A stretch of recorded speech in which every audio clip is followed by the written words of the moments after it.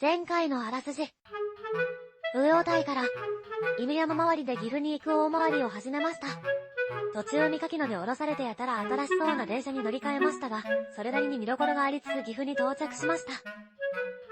今回は何をするのでしょうか。名鉄岐阜に着いたわね。今から製鉄するわよ。特難はしゃぎすぎよ。